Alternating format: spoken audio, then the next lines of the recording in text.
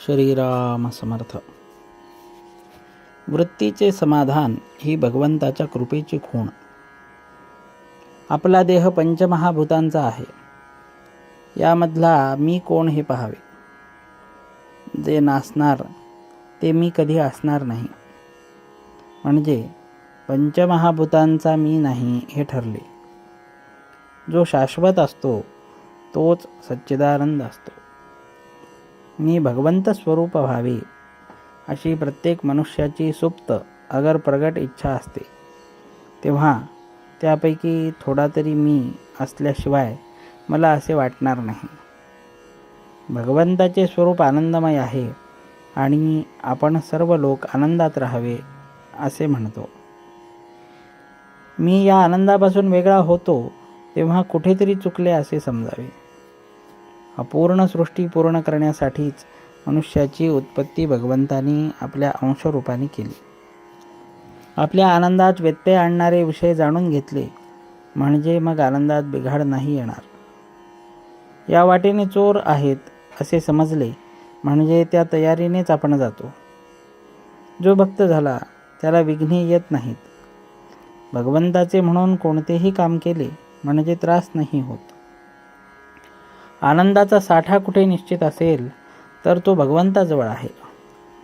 नाटकात राजाचे काम करणारा माणूस जसा मी खरा भिकारीच आहे हे ओळखून काम करतो, त्याप्रमाणे आपण आपले खरे स्वरूप ओळखून प्रपंच करावा.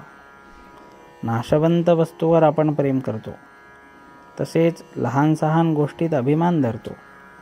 इथेच तर आमचे चुकते. मी जे नाही ते व्हावे यात सुख आहे असे वाटते.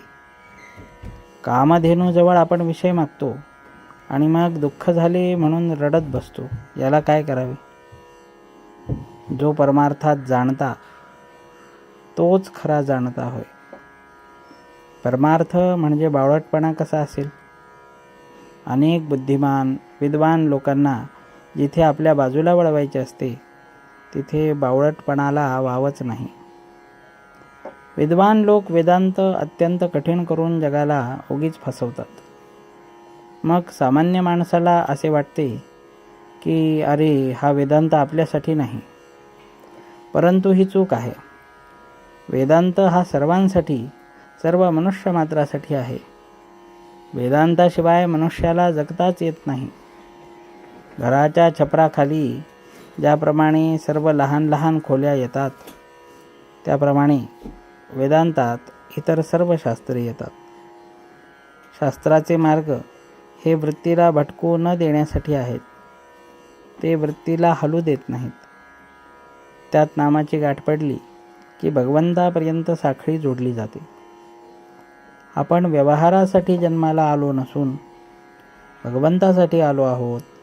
म्हणून आपण अमुक एक वस्तू नाही म्हणून कष्टी होण्यापेक्षा दुसरी एखादी वस्तू आहे म्हणून समाधानात राहावे. समाधान ही वस्तू फक्त भगवंताजवळ मिळते आणि ती मिळवण्याच्या आड काहीही येऊ शकत नाही. वृत्तीचे समाधान असणे ही भगवंताच्या कृपेची खूण आहे आणि त्याकरिता भगवंताचे सतत अनुसंधान ठेवणे अत्यंत आवश्यक आहे. जानकी जीवन स्मरण. जय जय राम.